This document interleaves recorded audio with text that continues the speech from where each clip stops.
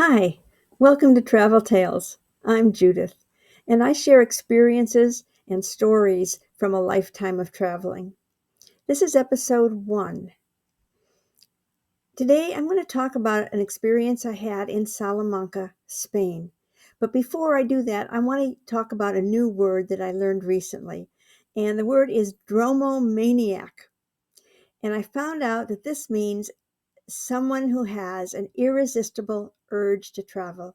And I have had that urge since I was about 8 years old, and my parents took me to England to visit my father's relatives. So, we're going to start with episode 1 about what happened to me in Salamanca a number of years ago. I was traveling by myself through Spain. I'm fortunate in some ways because I do speak Spanish, and I was trying to go to places I hadn't been before, and I had not been to Salamanca, and so I took the bus and got to Salamanca. And my first day there, I was very tired. I had spent some really busy days in Madrid, and I just wanted some paella, and I wanted to relax. Well, you may know or you may not know, but paella is almost the national dish of Spain. It consists of rice and saffron and sausage and seafood and lots of other things. And it's really good. And you're going to get the best paella in Spain. And I just had my heart set on paella. I'd been in Spain a week. I hadn't had any paella. So this was my mission for the evening. About a block from my hotel, there was a restaurant, and out in front it had a big sign that said paella. So I had to wait till the restaurant opened, which was about 9 o'clock in the evening. In Spain, dinner hour is usually around 10 o'clock, but I can't eat that late. I don't like to go to bed on a full stomach. And so when I want to eat, usually the restaurants are empty. No one's in there. So I went in and I was right. There was no one in the restaurant. It was 9 o'clock at night. And when the waiter came over, I said, paella. And the waiter looked at me, shook his head, and said, "Oh, senora, we only make paella for 2 people."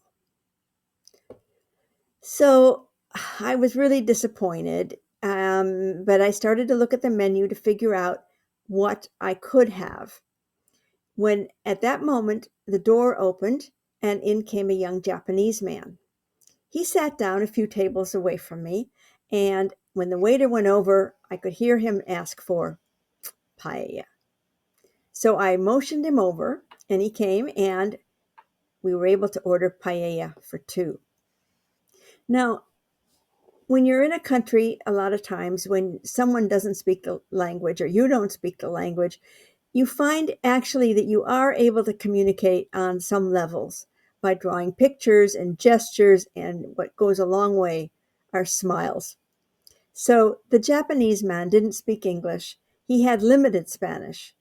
I have no Japanese. So we were dealing pretty much in his limited Spanish and my better Spanish.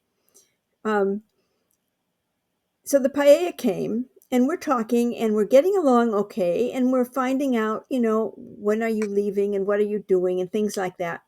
And he asked me, or I asked him actually, I asked him, "So where are you from?" And he said, "I'm from Hiroshima." And my brain started whirling around because, as you know, during World War II, the United States dropped an atomic bomb on Hiroshima. So I was just kind of horrified that I was in the position representing the United States in that moment while we're eating our paella. And he immediately, of course, responded and said, "And where are you from?"